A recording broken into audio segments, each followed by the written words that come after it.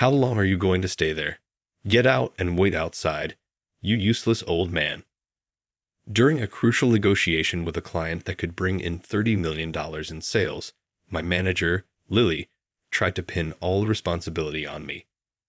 We had discovered that the original material proposed for the product was unusable, and she wanted to make it seem like I was the one who had written the proposal in the first place. Following her orders, I stepped outside to look for someone. But before I could even start, I saw him walking down the hallway toward me. "Oh, it's you, Chris. Is the meeting over already?" I was acquainted with Mr. Smith, the client's CEO. After confirming the reason for the material change, we entered the conference room together. "Do you know who this is?" I asked, sensing Lily's confusion. Unaware that her downfall was about to begin, Lily continued insisting it wasn't her fault. "My name is Chris. At 45, I had changed jobs, embarking on a new chapter in my life. My new workplace was Adams Manufacturing, a company that started as a small metalworking shop. When a major client suddenly cut ties with them, they attempted a comeback by creating their own products, which turned out to be a huge success. Now, anyone who hears the name Adams Manufacturing knows them as the company that made those famous pots, recognized by cooking enthusiasts everywhere. I was excited about the opportunity to make my dreams come true here. On my first day, I was assigned to the Planning and Development Department and was escorted there by Mr. Adams himself. However, just as we arrived, he got a call from a key client and asked me to get further details from the department manager, Lily. Nervous since this was my first job change, I opened the door with trembling hands. "Starting today, I'll be working here. My name is Chris. It's a pleasure to meet you all." A woman approached me in response to my introduction. "I'm the manager, Lily. Nice to meet you." I had heard that Lily, at just 30 years old, had become the head of the Planning and Development Department, a person Mr. Adams had high hopes for. Given her young age, I was worried she might have a harsh personality, but her gentle smile eased my concerns. "Mr. Adams has told me a lot about you, Lily. I'm honored to work under someone like you." Even as a newcomer, I was 15 years older than her. While gradually transitioning might have been okay, I should have found it odd that she used no formal language with me right from the start. "I've heard about you too, from Mr. Adams. You enjoy going to afternoon tea, right?" she said. I often went as part of my hobbies, but my real passion was, before I could finish explaining, Lily burst out laughing, leaving me stunned. A 45-year-old man with a hobby like afternoon tea. I struggled to keep from laughing in front of Mr. Adams when he told me. How could you proudly declare such an embarrassing hobby? No one would be unaffected by having their favorite things ridiculed. As I fell silent, Lily continued her attack. "Our company often gets media attention, you know. I can't imagine someone who switched jobs at 45 has any real talent. But I'd hate for people to find out that a creepy old man like you came up with a product that might not sell because of it. None of your ideas will see the light of day." That's all I wanted to say. Lily then delegated all the necessary work explanations to a nearby colleague. The next moment, she returned to her desk as if I didn't exist. Despite what Lily said, not submitting ideas while in the planning department would be like not working at all. Hoping she might change her mind after seeing my proposal, I submitted several, but all were promptly rejected. "Stop wasting paper and my time. I'm busy with Smith's project." Lily threw back the proposal papers without even looking at them. The A4 sheets, still clipped together, hit my face and scattered across the floor as the clip came loose. As I was about to break under the strain, the familiar name of the company brought me back to reality. "Is Smith from Smith Corporation?" "Yes, our important client. Surely you know that much." Smith Corporation specializes in kitchenware. They don't manufacture their own products, but select items they deem good to sell in their stores. According to Lily, they were planning to open a store focused on tea products and we were tasked with producing a stainless steel teapot to be their flagship item. With a price around $100 and being a collaboration between us and Smith Corporation, it was expected to sell well, potentially bringing in $30 million in sales. Mr. Adams mentioned you should prepare the proposal for Smith's project. I guess he thinks of it as a training exercise, but who knows what he's thinking. I understand. I'll have it ready by the end of the day. Lily laughed derisively at my prompt agreement. You don't need to make it. I'll do it all. I'll let you sit in on the meeting, but don't say a word. Understood. Then could I see the proposal you've prepared beforehand? Lily looked genuinely confused by my request. What are you talking about? A newcomer sitting in on the meeting doesn't get to speak. Therefore, there's no need for you to see the proposal. Just act like you don't exist and don't get in my way. Got it. A month later, I attended the meeting with Smith Corporation. Following Lily's instructions, I silently listened to the conversation. The product Lily had developed for our important client was impeccable in both design and functionality. It was the kind of product I would want to buy myself. The client's representative was also impressed, and the discussion progressed smoothly. Feeling unnecessary, I casually flipped through the proposal. Things took a drastic turn a few days later when Lily received a phone call. She stood up abruptly. What do you mean now? Do you know who I am? Wait a minute.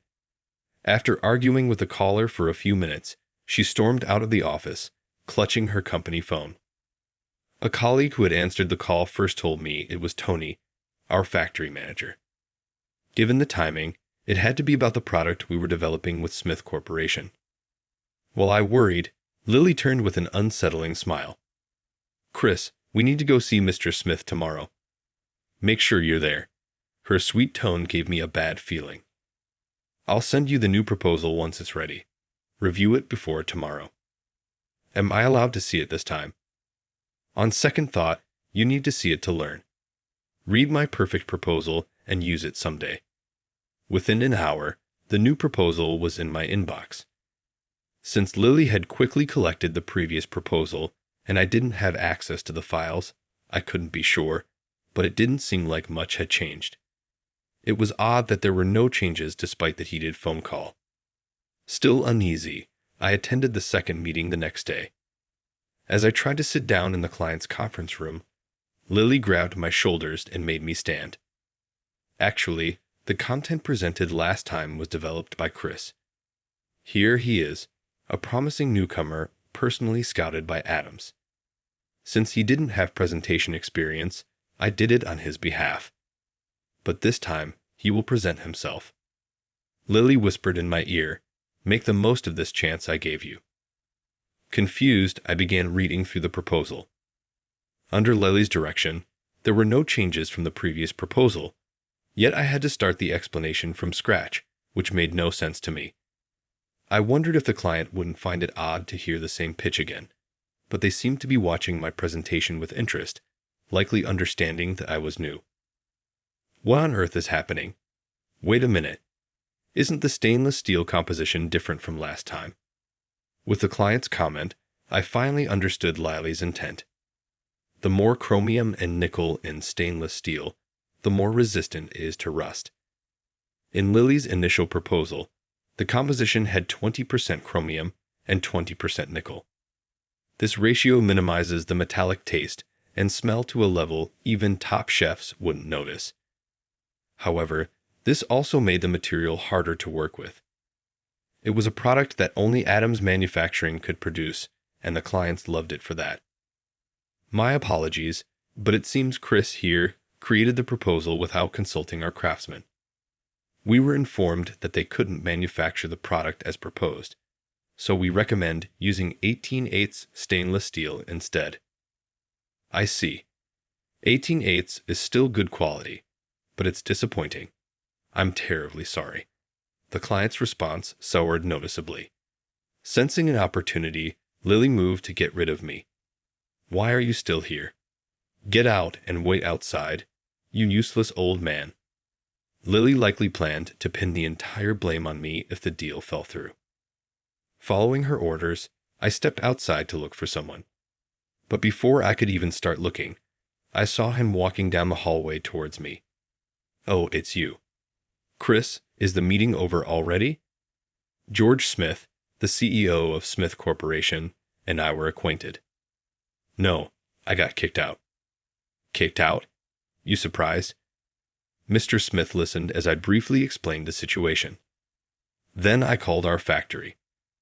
After confirming the reason for the change in stainless steel, I received the expected response. Determined to point out Lily's mistake in front of Mr. Smith, we entered the conference room. "Weren't you supposed to go back to the office?" Lily fell silent when she saw Mr. Smith enter behind me.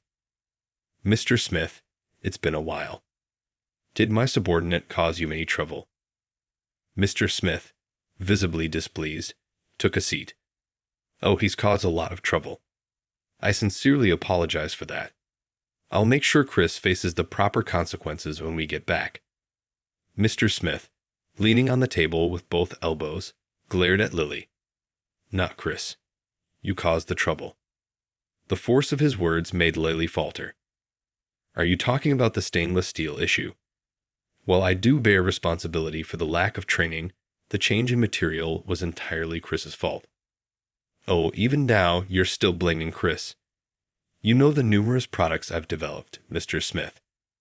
Are you really going to believe a newcomer over someone as skilled and experienced as me?" Despite having something to hide, Lily confidently described herself as skilled and experienced, and in a way, I respected her for it. If I could be as thick-skinned as she is, life would certainly be easier. "Do you know who this man is?" "Who? Chris? Who else?" Chris is well known among tea enthusiasts as Mr. Smith. He mentioned my passion for tea had led me and my wife to frequent afternoon tea spots, which I documented on social media, gaining a large following. My reviews would boost reservations, attracting the attention of various companies. While I loved visiting tea shops, I preferred enjoying tea at home, and I had a particular interest in teacups and teapots. When I expressed my dream of creating the perfect teapot on social media, Adams Manufacturing reached out to me, which eventually brought Smith Corporation into the conversation. I was so committed to creating something I could be proud of that I decided to change careers to pursue this opportunity. Mr. Adams told me, "You didn't, did you? Chris must be involved in this project." Yes, Lily seemed to think it was just for training. Embarrassed at being humiliated in front of a client, Lily turned red. Mr. Adams didn't explain it properly. I'd assumed it was just for training purposes. It's only natural to think a newcomer wouldn't be tasked with a crucial client proposal. "So you only had him sit in for training?" "Yes. Is that a problem?" Lily still didn't realize the contradiction in her story. "That's strange. You yourself said Chris developed this proposal. Isn't that contradictory?" Lily, suddenly realizing her mistake, hurriedly tried to explain. "At first, he was just supposed to sit in, but I changed my mind midway and decided to have him create the proposal." Mr. Smith didn't bother listening to Lily's excuses and signaled to me. "I confirmed with Tony earlier. Lily, you've been making unreasonable demands on the craftsman for a while now, haven't you? The product design was difficult to manufacture even for our experienced craftsmen. Moreover, Lily insisted on taking credit for the $3 million deal after the previous presentation. She told the craftsman the client had already approved it, so changes were impossible, and tried to force them to make it. Her outrageous demands infuriated the craftsmen. They refused to make it and even told Tony that manufacturing it was impossible. That was the argument Lily had on the phone the other day. I apologize for the inconvenience, but could we have another chance? This time, let me propose the product I developed. Of course, as long as it's the product Chris developed. It will be meaningful. I'll speak to Mr. Adams about it. The meeting concluded with that. Lily, who was told that the incident would be reported to our CEO, returned to the office with a heavy heart. Over the next few days, I worked on drafting a proposal for the teapot I had envisioned even before joining the company. To ensure its feasibility, I took the proposal to the factory to consult with the craftsman.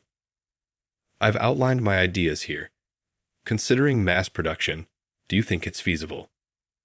The craftsman, though not particularly friendly, patiently explained the points that needed improvement and how the costs were higher than I had anticipated. Lily sat quietly listening to our discussion. Currently, she was under internal review for disciplinary action. Mr. Adams had instructed her to apologize to the craftsman, and she had accompanied me for this purpose, though she wasn't aware of it yet. Both Mr. Adams and Mr. Smith valued her work. They were considering leniency in her punishment if she showed remorse and changed her attitude towards the craftsman. Thank you very much for your time today. I'll make the necessary corrections and return later for further confirmation. After shaking hands with the craftsman, I turned to look at Lily behind me. I had intended to signal that it was the right moment for her to apologize, but Lily, feeling humiliated, seemed to misunderstand. When I present my proposals, you always say it's impossible, but for his proposal, you give proper advice. Sensing trouble, I quickly tried to cover her mouth, but she swatted my hand away. You give this old man's proposal serious consideration because you're just a bunch of low-educated middle school and high school graduates who resent a beautiful, highly educated woman who climbed the ranks quickly. Mixing personal feelings with work is despicable. Seeing that Lily was entirely unrepentant, the craftsman's anger reached its peak. As I considered dragging her out, Tony intervened. Lily, our company's growth is thanks to the skills of these craftsmen. They are our pride, but that doesn't mean they can do everything. We need to discuss what can and can't be done and reach an agreement. I do want to discuss things with them, but they always say it can't be done and refuse to have a proper conversation. You call this discussion. You always send your proposals via email and demand they make it exactly as outlined. Every time, I have to intervene and make phone calls. Consider my position for once. Tony paused, sighed deeply. My dog listens better than you. It's laughable to call you highly educated. Being compared to a dog infuriated Lily. I have a meeting with Mr. Adams. I'll tell him how you're all dragging down our development. I pulled Lily aside to tell her the truth. Mr. Adams heard everything we just said. You're lying. You think I'll bow down to them. Think again. It's not a lie. Mr. Adams was listening to see if you would show remorse and lighten your punishment. That's why he was listening. ###. Here's your script with punctuation and paragraph formatting. I showed her the phone in call mode, and Lily collapsed. No, it's not my fault. It is your fault. What would have happened if the craftsman had resigned because of you? Anyone who can't consider the company's interests doesn't deserve to be a manager. Lily stared at the floor in frustration. A month later, the prototype of the product I designed was completed. When I showed it to Mr. Smith, he was pleased, and the contract was successfully finalized. Lily was set to be transferred to the factory next month. It was a message from Mr. Adams that she needed to reflect while working with the craftsman, but I doubted it would get through to her. She watched me with dark, scheming eyes every day. Her plot became clear. Just a few days before her transfer, I discovered that the same product was being released elsewhere. I was suddenly summoned to the CEO's office and told that a tea specialty store was selling a product almost identical to mine. It had to be Lily who leaked the information. I returned to the office to confront Lily, but she just smirked. You sold my proposal to another company, didn't you? I have no idea what you're talking about. If that's how you want to play it, I have my ways. I immediately visited the company running the tea specialty store. They were shocked to hear my story. It turned out Lily had a contact in their planning department and sold the information to them privately. The other company was shocked to learn that the product they thought was their own creation had been stolen. When they called in the person responsible and confronted them, they quickly confessed out of fear. The other company agreed to stop selling the product immediately. Furthermore, When I showed them the prototype I had brought just in case, their CEO was so impressed that he wanted to implement it in their stores with cafe spaces. This unexpected additional sales opportunity put a spring in my step as I returned to the office. Seeing me in high spirits, Lily realized her scheme had failed. Furious, she threw the file on her desk to the floor. Leaking information involved our clients to another company. You'll definitely be terminated for cause. I was going to quit this company anyway. You'll regret losing such a talented employee like me. Of course, it was Lily who ended up regretting it. After being terminated for cause, Lily struggled to find a new job. While she could have quickly found work if she wasn't picky about the job type or company, she refused to settle for anything less than a prestigious firm. Rumor had it she was contacting all her former colleagues, begging them to introduce her to companies they knew, but no one could recommend someone who was terminated for cause. Without any leads, Lily ended up working a temporary job inspecting products at a factory, claiming it was just until she found something better. However, her habit of looking down on factory workers got her into trouble. She got yelled at daily with comments like, "What's with that attitude?" and ended up crying and begging her former colleagues for help. For her own sake, I thought it best to leave her to reflect on her actions. 6 months after Lily left, the teapot I designed was finally released. It was an unexpected hit, with production struggling to keep up with demand, much to the delight of Mr. Adams and Mr. Smith. One Saturday afternoon, I made tea with that teapot and served it to my wife. This is delicious, as expected from something you put so much effort into. It's really special. Proud of the compliment, I started explaining its features. I made sure it has a round shape to encourage jumping, and it also retains heat well. My wife smiled warmly as she listened to me passionately talk about the teapot. We didn't have children and had chosen to live our lives together as a couple. These moments of enjoying tea together were precious to us. For both my wife and myself, I wanted to continue working on developing products that enhance our